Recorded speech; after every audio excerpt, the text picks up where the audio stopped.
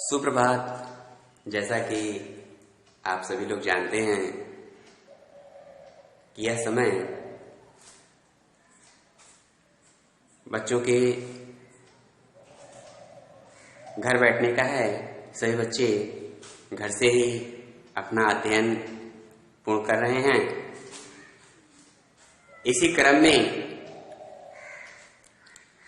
मैं आपसे ईश्वर से निवेदन करते हुए, विनती करते हुए आज के लिए कहूँगा कि आप घर पे रहें, सुरक्षित रहें और सुखी रहें।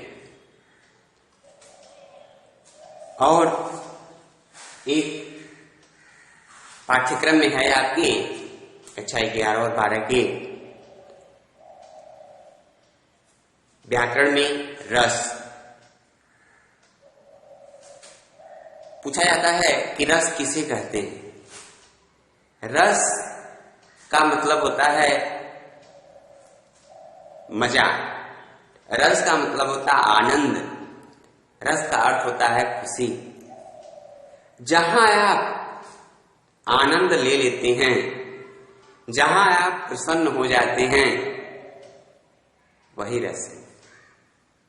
वहां आपको रस की प्राप्ति होती है, वही रस है। रस मूलतः दो प्रकार के होते हैं। एक रस वैसे तो 9 ही प्रकार के होते हैं, लेकिन उसमें 2 रस और जोड़े गए जिसे हम वात्सल्य रस और भक्ति रस कहते हैं। लेकिन सबसे पहला रस है इसमें श्रृंगार रस। इसको रसराज कहा गया है, रसों का राजा। यह रसों का राजा है, रसराज है और इसका अस्थाई भाव है रति।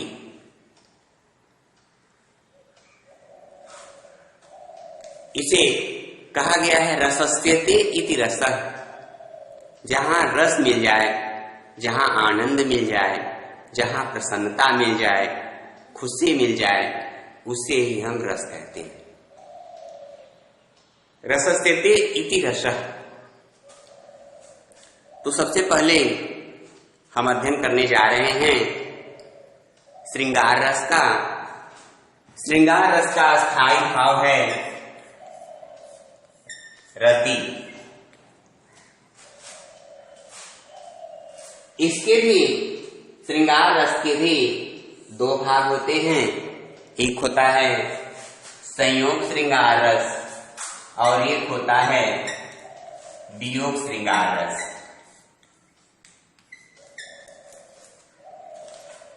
संयोग के समय जहां पर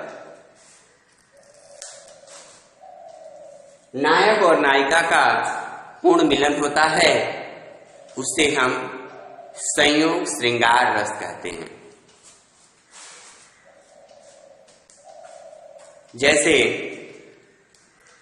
इसका उदाहरण है, राम को रूप निहारती जानकी, कंगन के नग की परछाई, या ते सबे सुधि भूली गई, करटे की रही पलटारती नाही। जब पहली बार सीता जी अपने राजमहल में आती हैं तो वह श्री राम के रूप को निहारती हैं। राम को रूप निहारती जानकी, कंगन के नग की परछाई। अपने जो घर से कंगन पहन के आई हैं, अपने मायके से जो कंगन पहन के आई हैं, उसी नग में वह श्री राम के रूप को निहारती हैं। श्री राम उनके सामने खड़े हैं। राम को रूप निहारती जानकी, कंगन के नग की परछाई। वह कंगन के नग में उनके रूप को देखती हैं, उनके रूप को निहारती हैं। कंगन के नग की परछाई यात शबे सुधि भूल गई। वे सब कुछ भूल जाती हैं, अपना जितना भी उनका क्रियाकलाप रहता है वह सारे क्रियाकलाप को भूल जाती हैं। पल टारती नाही, वह श्री राम के शरीर पर अपनी आंखें गड़ाए रहती हैं, एक पल के लिए भी वह टालती नहीं है, वह अपने को हटाती नहीं है, अपने आंख के पलक को हटाती नहीं है। राम को रूप निहारत जानकी, कंगन के नग की परछाई यात शबे सुधि भूल गई, करटे की रही पल टारती नहीं। वह एक पल के लिए भी वह उन्हें टालती नहीं है, वह देखती रहती हैं, निहारती रहती हैं। उन्हें रति का सुख मिलता है, आनंद की प्राप्ति होती है। इसी को हम कहते हैं संयोग श्रृंगार रस। इसके बाद है, इसी का एक उदाहरण है, करले चूम चढ़ाए सिर, उर लगाए भुज भेंट, लह पाती पिय की लखती, बाँचती धरती समेत। करले एक स्त्री है, वह एकदम गृहिणी स्त्री है। करले चूम चढ़ाए सिर,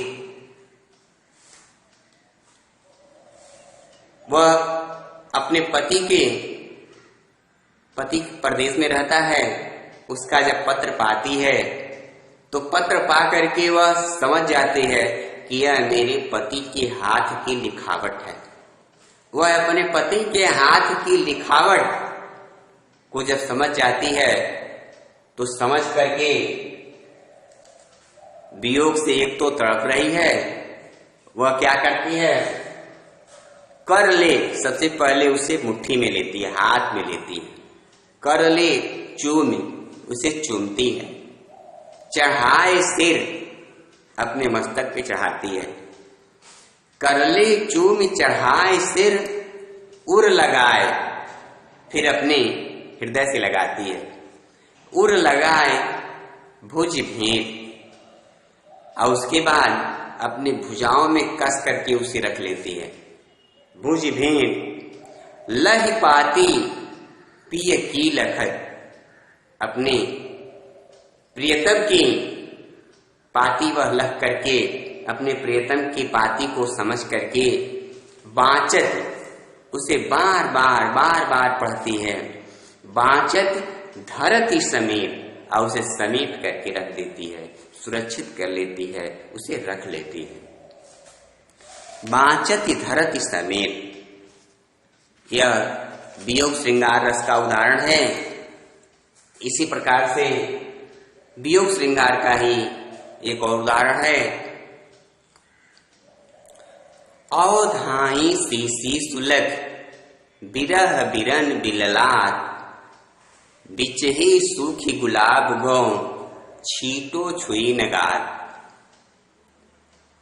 इस स्त्री का भी पति परदेश में रहता है। परदेश में रहने के कारण कईयों साल बीत जाते हैं, और जब कई साल बीत जाते हैं तो उसके स्त्री के मृत्यु की घड़ी आ जाती है। मृत्यु की घड़ी सन्निकट आने पर वैसे भी बूढ़ी हो जाती है, और जब बूढ़ी हो जाती है तो वह अपने पति की याद में क्या करती है, सैया पे लेट जाती है। और जब सैया पर लेट जाती है, लेटने के बाद उसकी एक सखी रहती है, तो उसके शरीर से, उसकी सखी के शरीर से विरह की ज्वाला निकल रही थी। वह क्या करती है, एक गुलाब जल की शीशी ले आती है, और वह गुलाब जल की शीशी वह उसके ऊपर डालती है। जब डालती है तो बीच में ही सूख जाता है, एक छींटा भी उसके ऊपर, उस बिरहणी के ऊपर पड़ता नहीं है। यह विरह की कथा है।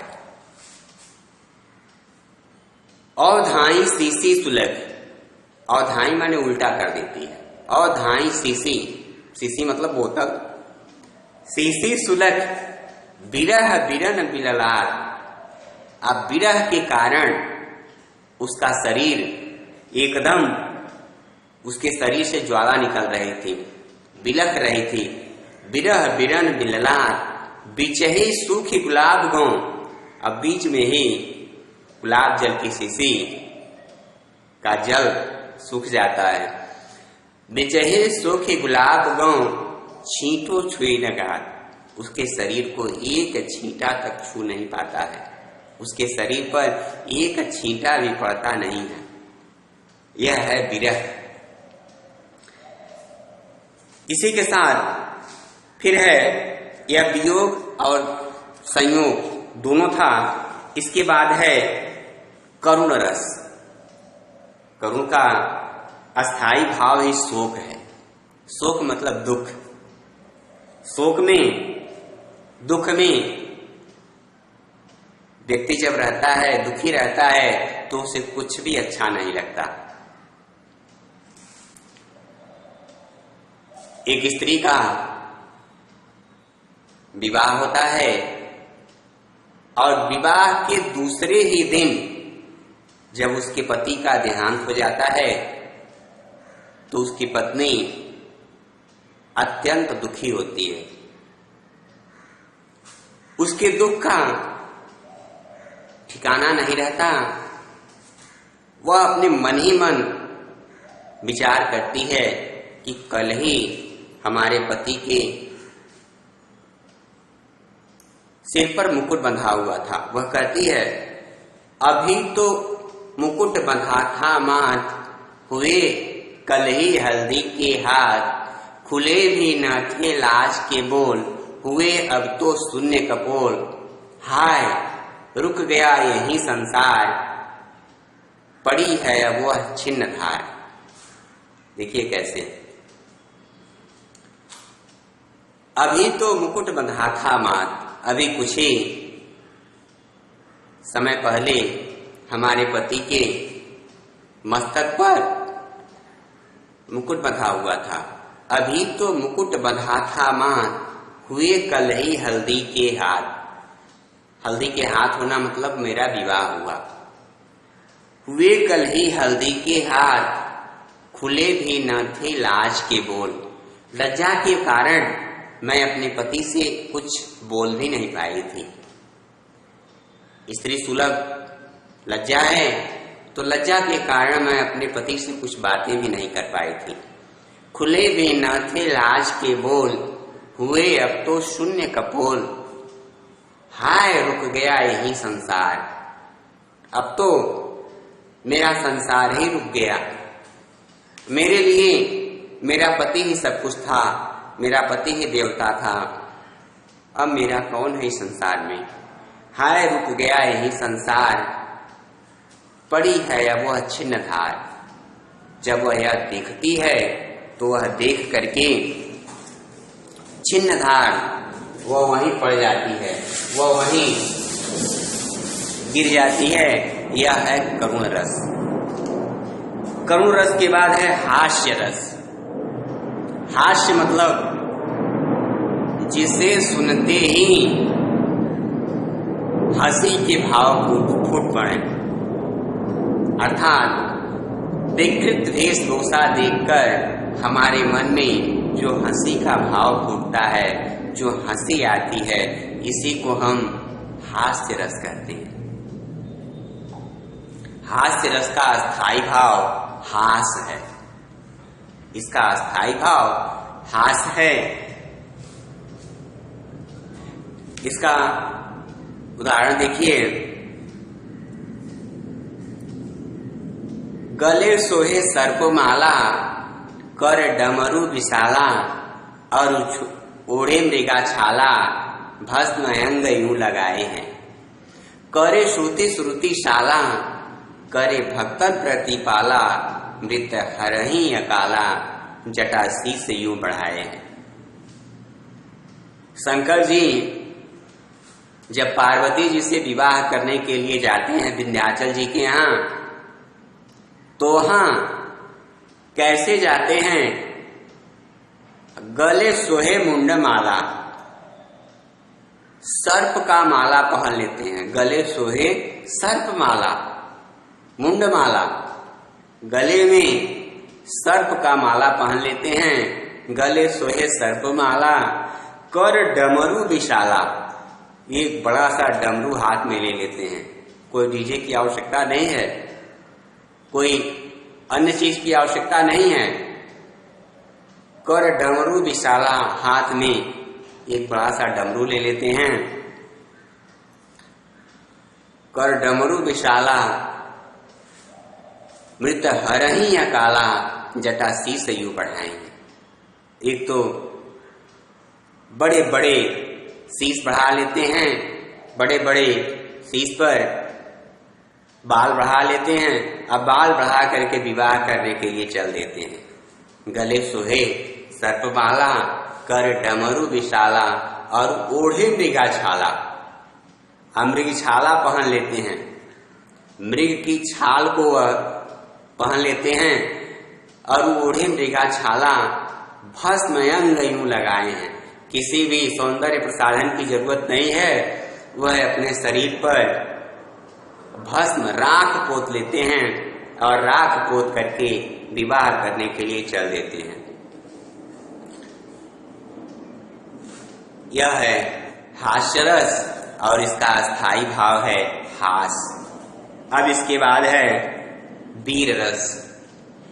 जब वीर रस का स्थायी भाव जानते हैं आप, यह वीरता, उत्साह, वीर रस का उत्साह इसका स्थायी भाव है। आप किसी कठिन कार्य को करने के लिए जब आपके मन में उत्साह नामक स्थायी भाव की पुष्टि होती है, तृप्ति होती है, तो इसे हम वीर रस कहते हैं। जब किसी कठिन कार्य को करने के लिए हमारे मन में उत्साह नामक स्थायी भाव की पुष्टि होती है, इसे ही हम वीर रस कहते हैं। जैसे सबसे पहला है, वीर तुम बढ़े चलो, धीर तुम बढ़े चलो, सामने पहाड़ है, सिंह की दहाड़ है, तुम निडर हटो नहीं, तुम निडर डटो वहीं।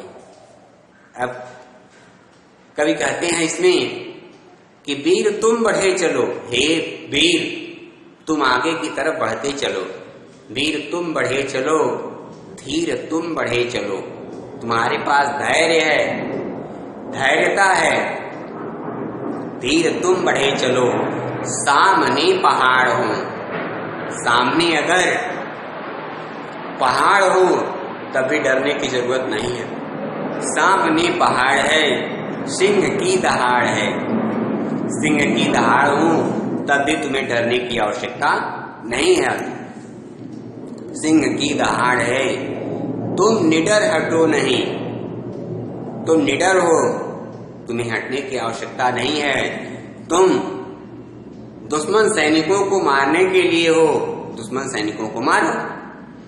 तुम निडर हटो नहीं, तुम निडर डटो वहीं, तुम डट जाओ कि यह मेरी मातृभूमि है, अब मैं इसका सपूत हूं, मैं कभी डटने वाला हारने वाला नहीं हूं, और मैं अपनी मातृभूमि की सेवा के लिए कुछ भी कर सकता हूं। तुम निडर डटो वहीं, सामने पहाड़ है, सिंह की दहाड़ है। एक सिंह तो तुम ही हो, एक शेर तो तुम भी हो। तुम निडर हटो वहीं, नहीं, तुम निडर डटो वहीं, सामने पहाड़ है, सिंह की दहाड़ है। अगर सिंह भी तुम्हारे सामने आकर के दहाड़ने लगे तो भी डरने की आवश्यकता नहीं है। यह है वीर रस। वीर रस के बाद है शांत रस। जब हमारे मन में शांत, एकदम शांति का वो स्थिति आ जाए, इसी को हम शांत रस कहते हैं।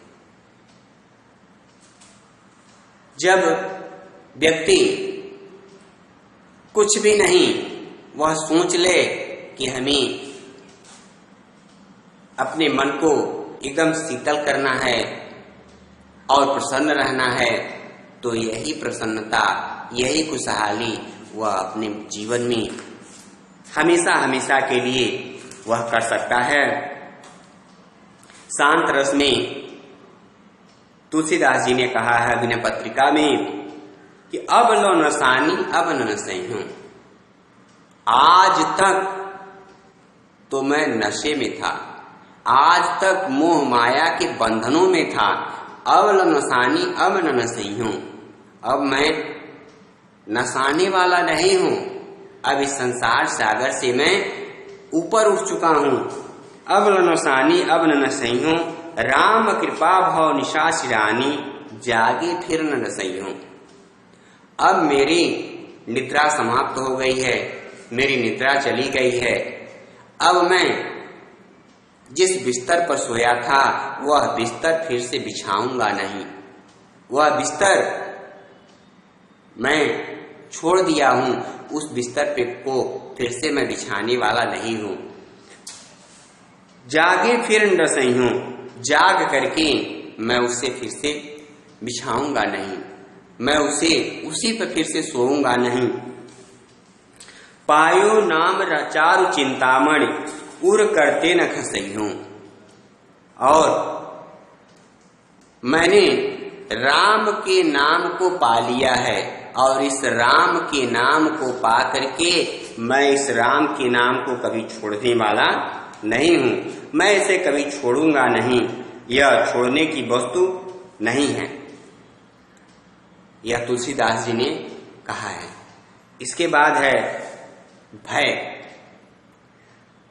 भय का होता है भयानक। जब किसी चीज को देख करके हमारे मन में भय उत्पन्न हो जाए, जैसे एक ओर अजगर लख एक ओर बन राय, देखी बटोही फिर से पड़ियो मूर्छा खाए। भय के कारण उसकी स्थिति डामाडोल हो जाती है। पड़ियो मूर्छा खाए, वह वहीं मूर्छा खा करके गिर जाता है। एक ओर अजगर ही लगी, एक तो सुनसान रास्ता है, उसे सुनसान रास्ते से जाना है, और जाते समय रास्ते में पहले कुत्ते भौंकने लगे, बिल्ली रास्ता काटने लगे, और जब जंगल आ जाए तो उसी जंगल, बीच जंगल में एक और अजगर ही लगे, एक तरफ अजगर सांप बैठा है, एक और अजगर ही लगे, एक और वनराज, और एक तरफ सिंह बैठा हुआ है। दोनों तरफ इधर भागे तो सांप काटेगा, उधर भागे तो सिंह खा जाएगा। एक और अजगर ही लखी, एक और वनराज, बिचही में बटोही परियो मूर्छा खाए। और राही मूर्छित होकर के वहीं गिर जाता है, उसे पता ही नहीं चलता कि मेरी क्या स्थिति होने वाली है, मैं कैसे क्या कर सकता हूं। वह तुरंत वहीं गिर जाता है।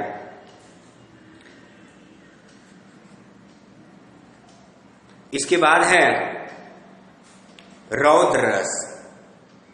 रौद्र माने होता है क्रोध।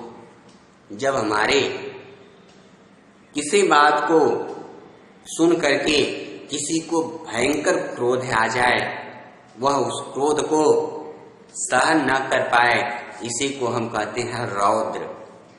रौद्र का स्थायी भाव है क्रोध। वह एक बार जब परशुराम जी लक्ष्मण के ऊपर नाराज होते हैं तो वह नाराज होकर के कहते हैं कि रे नृप बाल काल बस, हे बालक आज तेरा काल आ गया है, मैं स्वयं तेरा काल बन करके आया हूं। रे नृप बाल काल बस, बोलत है बन रहा, तुम इस तरह से बोल रहे हो, इसे सुन करके मेरे मन में केवल क्रोध आ रहा है, क्रोध के सिवा और कुछ नहीं है। मैं तुम्हारे ऊपर क्रोध ही कर सकता हूं, क्रोध के सिवा और कुछ नहीं कर सकता, क्योंकि मेरा क्रोध अब अपने बस में नहीं है, मेरे स्वयं के बस में नहीं रह गया है। मैं एकदम क्रोधी हो गया हूं और क्रोधी के साथ ही साथ मैं निर्मोही हो गया हूं। मेरे मन में तुम्हारे प्रति जो मोह था वह मोह खत्म हो गया है। दोनों लक्ष्मण ने और परशुराम ने दोनों गुस्से में होते हैं, दोनों क्रोध करते हैं। इसी पर परशुराम जी अपना फरसा ही उठा लेते हैं, कहते हैं अब तो तुम्हें हम मार ही डालेंगे, अब छोड़ने वाले नहीं हैं।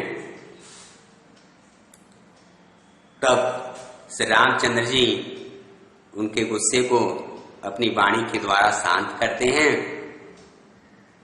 तुलसीदास जी ने बड़े ही मार्मिक ढंग से इसको लिखा है। रस इसीलिए कहा गया है कि रसस्यति इति रसः, यह रस ब्रह्मानंद सहोदर होता है, यह ब्रह्मा का छोटा भाई है। ब्रह्मानंद सहोदर, जितना आनंद ब्रह्मा के से मिलने में नहीं होता है उससे कहीं अधिक रस पढ़ने में या सुनने में होता है।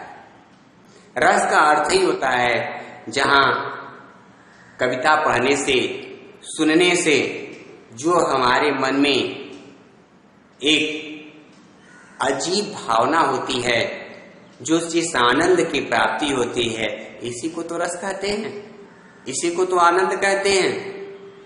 यह ब्रह्मानंद सहोदर होता है। रस आनंद का खजाना है, इसीलिए इसको रस कहते हैं।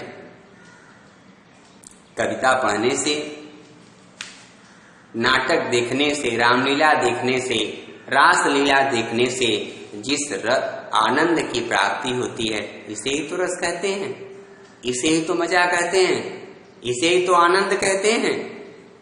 यही तो आनंद है। और इसी आनंद के साथ हमें पूरा विश्वास है कि आप आनंद के साथ घर पे पढ़ते होंगे, मजे से पढ़ते होंगे, हमें पूरा विश्वास है। इसी विश्वास के साथ आप सभी लोगों को बहुत बहुत धन्यवाद।